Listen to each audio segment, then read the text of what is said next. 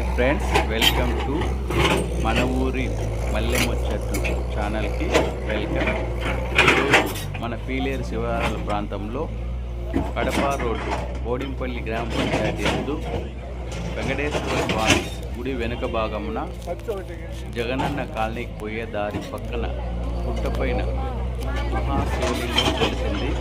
ఆ శివలింగాన్ని చూడుటకు తండోపతండాలుగా పీలేరు చుట్టుపక్కల ప్రాంతాలందరూ కూడా విచ్చేస్తున్నారు. విచ్చేసి ఆ పరమశివుణ్ణి కృపా కటాక్షాలు పొందాలని కోరుకుంటున్నారు.